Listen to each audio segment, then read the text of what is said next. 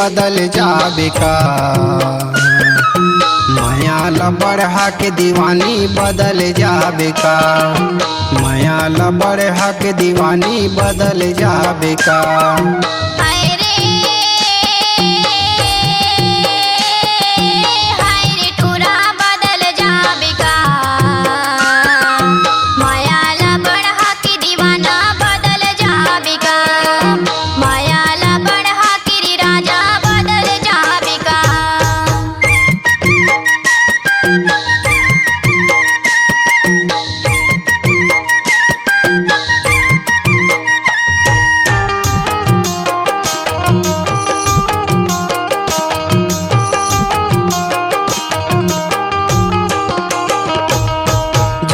धरले गोबर बिने आबे चनहा खार मा।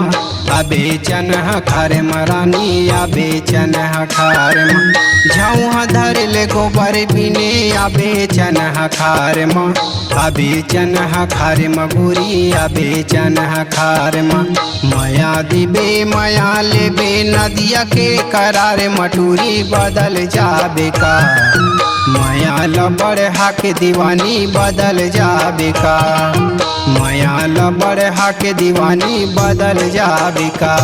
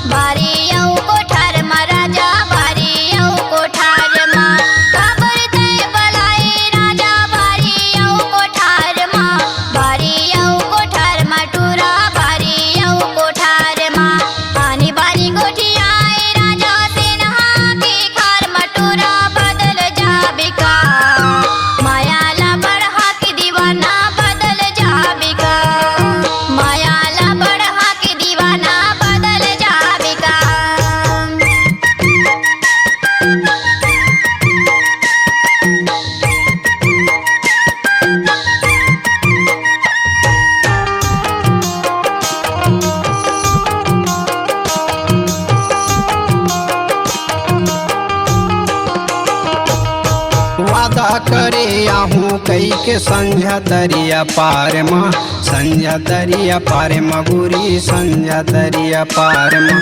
वादा करे आहूँ कई के संझा दरिया पार माँ।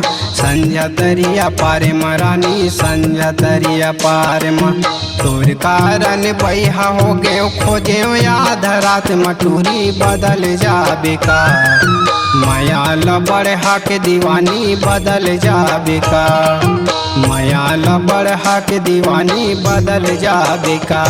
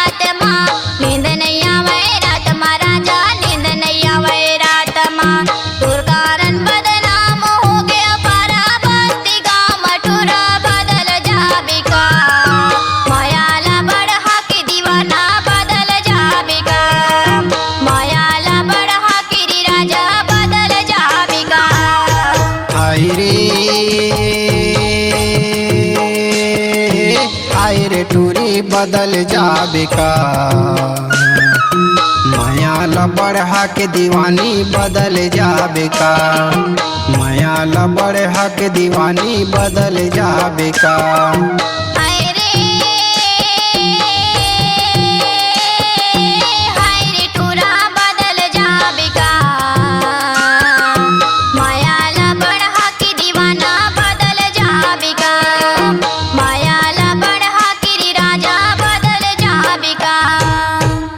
ल बढ़ा के दीवानी बदल जाबे का। माया ल बढ़ा के राजा बदल बढ़ा के दीवानी बदल जाबे का। मायाला बढ़ा के दीवाना बदल जाबे का। छत्तीसगढ़ी सांस्कृतिक लोक कला मंच धरती के बेटा ग्राम दुर्गडीह की प्रस्तुति आबे गोरी दिन प्रतिमा इतवार के लाली भाजी माँ मनहे राजी एवं सुपरहिट जजगीत शिव भोला बिराजे। स्वर जाने माने कलाकार मंतु दीवाना एवं कुमारी ज्ञानेश्वरी राजपूत। लेखक गोवर्धन यादव, श्रीमती लक्ष्मी पटेल। कार्यक्रम हेतु संपर्क करे मोबाइल नंबर 7049246604 और 7869111214।